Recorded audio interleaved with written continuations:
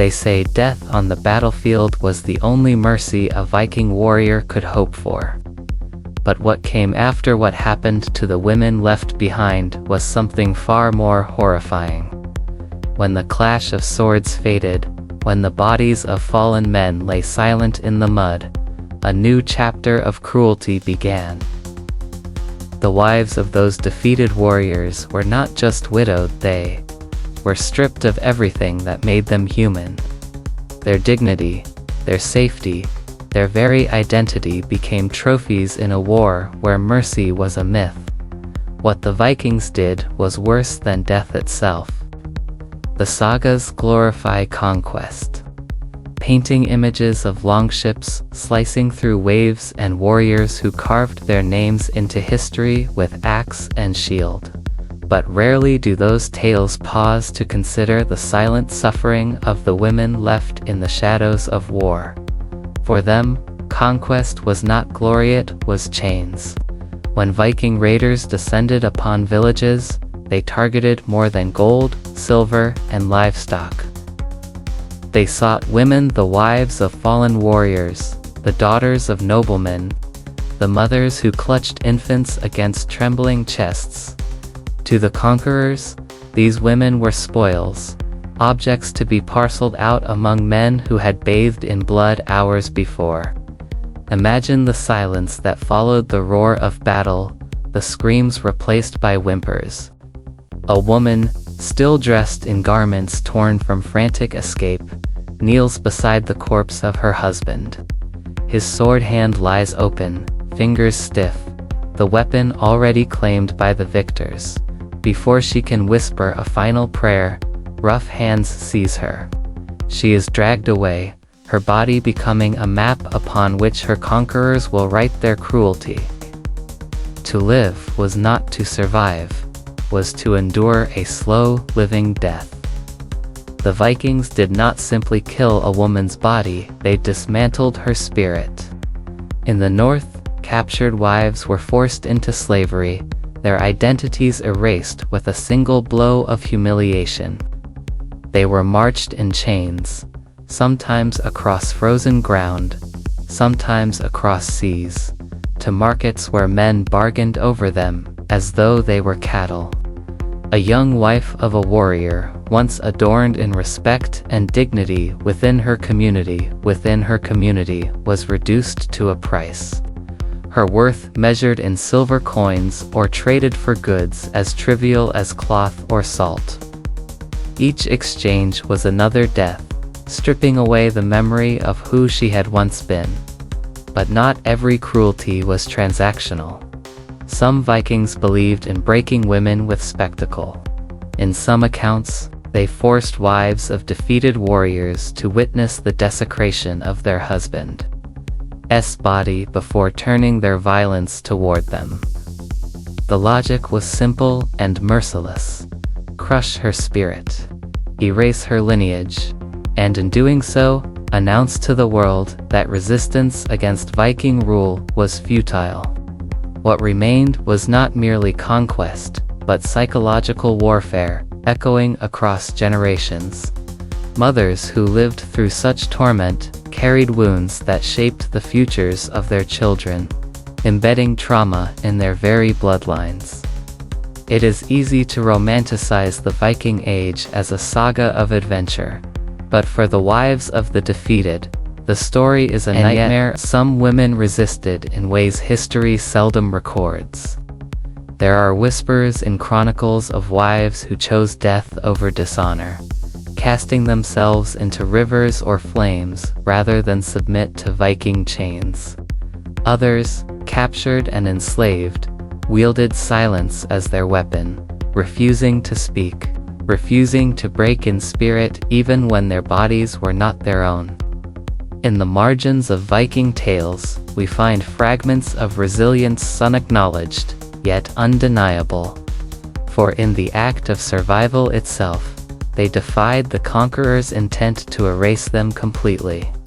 What makes their suffering all the more chilling is the cold efficiency with which it was executed. Viking societies were built upon systems that normalized the commodification of human lives. In law codes, women seized in raids were listed not as individuals, but as property. Their value was tallied alongside livestock, weapons, and treasure. A wife who once held the sacred role of raising warriors was transformed into nothing more than a bargaining chip in the games of men. And unlike the swift death that met her husband, her torment stretched on, day after day. An unending chain of degradation. The terror was not only in the acts themselves, but in the knowledge that the world looked away. Two neighboring societies, women enslaved by Vikings, were invisible casualties. Their pain rarely worth the ink of chroniclers. Their screams faded into the background of history, drowned out by tales of conquest, exploration, and daring raids. And yet, if one listens closely, their silence speaks volumes. It tells us that history is not merely written by the victors, it is also erased by them. Picture this: a woman once surrounded by the warmth of family hearth, reduced to serving strangers in a land where her language is mocked, her name forgotten.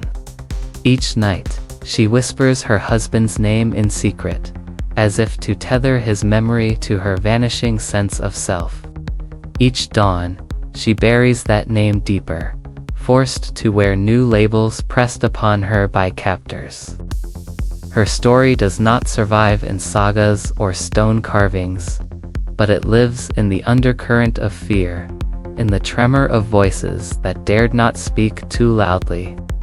The question is not whether what the Vikings did was worse than death. The truth is clear. Death ended pain, survival prolonged it. To lose everything, to endure degradation without the shield of dignity, was a cruelty far beyond the grave. And yet, in their endurance, these women carried a truth the Vikings never intended, that even broken lives speak, even silenced voices echo. Their suffering is a wound in history, still raw, still bleeding into the stories we tell about conquest and power. As we unravel these truths, we are reminded that history is not only the saga of warriors and kings. It is the whispered cries of those who were forced to live in the shadows, carrying burdens too heavy for any human soul. And perhaps, in remembering them, we grant a fragment of justice they were denied in life. For the women who bore the worst fate imaginable deserve not to be forgotten but to be seen. Finally, as human beings whose dignity was stolen but whose stories endure, the cruelty of what the Vikings did to the wives of defeated warriors is not just a matter of brutality, it is a mirror reflecting the darkest instincts of conquest. To strip someone of life is one thing. To strip them of dignity, identity, and memory is another. It was a way to kill the spirit while keeping the body alive, to ensure that the conquered people not only lost the battle, but carried the weight of humiliation for generations. In that sense, these women became living testaments to a power that thrived not just on violence but on control of the human soul. Consider the rituals of ownership imposed upon them. In Viking camps, wives of defeated warriors were sometimes branded or tattooed, not with symbols of their own choosing but with the marks of their captors. These were not adornments but scars of subjugation, permanent reminders that their bodies no longer belonged to themselves. To eat, to sleep, to breathe was to exist at the mercy of men who saw them as spoils of war. In their silence, they carried the unbearable weight of being remembered only as someone else's possession.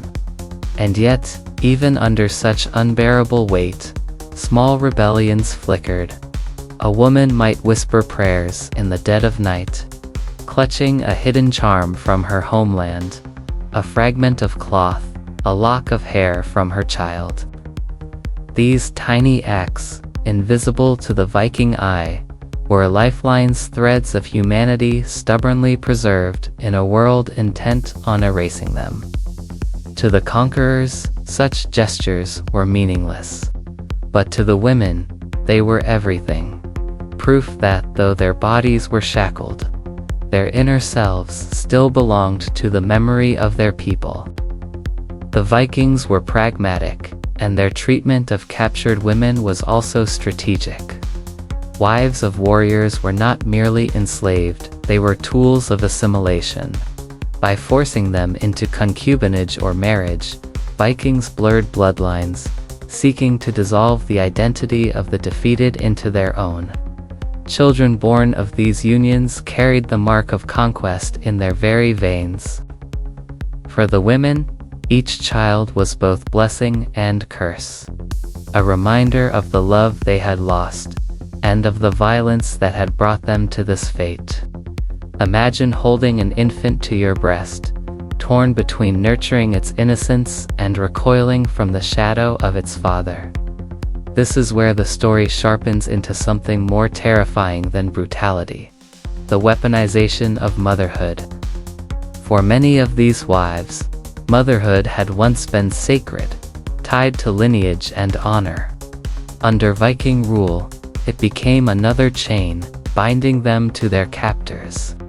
Some were forced to nurse children of men who had slain their husbands.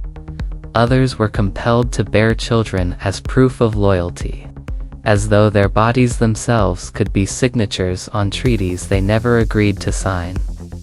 This twisting of maternal love into a tool of domination was cruelty in its purest form, and one that left scars deeper than wounds of flesh. History often measures civilizations by their conquests, by the cities they built, the ships they sailed, the lands they claimed. But here, in the shadows, we see the true cost of empire. The wives of defeated warriors remind us that for every saga sung in mead halls, there were thousands of voices silenced.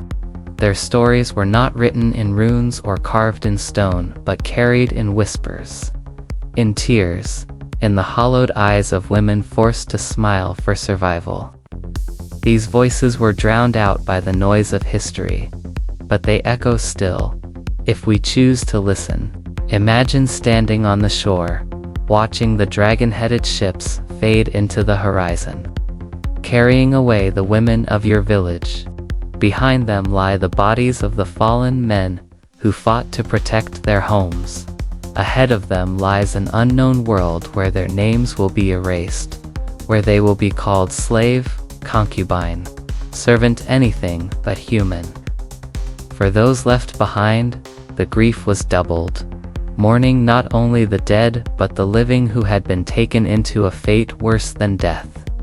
And yet, these women's stories are not solely about suffering. They are also about resilience in its rawest, most unglorified form. To endure humiliation day after day, to survive when every instinct screamed to surrender, that is resilience. Some women lived long enough to see their captors fall, to see Viking power crumble in the face of new invasions, new rulers. And in those rare moments, they reclaimed fragments of their stolen lives. Others never escaped, but their very endurance ensured that their memory could not be erased completely. In surviving, they preserved a piece of humanity that conquest could not crush. There is also a universal lesson here, one that stretches beyond Viking raids and medieval warfare. The suffering of these wives speaks to a broader truth, that domination often seeks not just to control bodies but to annihilate identities. This is a pattern seen across history, in every empire, every conquest, every system built on subjugation. The faces change, the names of conquerors shift, but the cruelty remains the same. Erase the defeated not only from the battlefield but from memory itself. The wives of warriors remind us that the true battlefield is often the human soul. To speak of what the Vikings did is not to vilify one people alone, but to recognize a cycle of violence that continues in different forms to this day. The silencing of women's stories, the erasure of their suffering, the commodification of their bodies. These are not relics of the past, but wounds that remain open in our world. By giving voice to the women silenced in the Viking Age, we honor not only them but all those across history who were forced into shadows. Their stories compel us to ask, what does it mean to survive? And what is owed to those who were forced to live a fate worse than death? Perhaps the greatest tragedy is that these women's names are lost. We do not know what they whispered in their final moments of freedom, what songs they hummed to their children, what memories they clung to when their worlds collapsed. But even without names, their suffering has weight. It demands acknowledgement. It demands remembrance. And in telling their story, we restore to them a measure of dignity stolen long ago. So when we speak of the Viking Age, let us not be blinded by the gleam of swords or the grandeur of ships.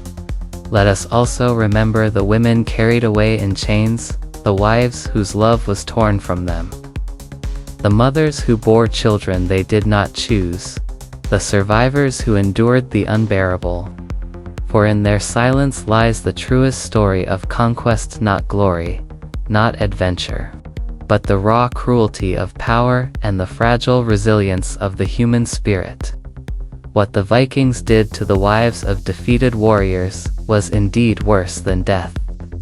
But in remembering them, in speaking aloud the truth of their suffering, we offer something the conquerors never could: recognition. Perhaps that, at last, is a form of justice not enough to heal the wounds, but enough to ensure they are not forgotten. And so their story continues, not in sagas sung for kings, but in the quiet corners of history where the human touch still lingers. Their pain, their endurance, their humanity, this is their legacy. And in telling it, we promise them what they were once denied: the dignity of being seen.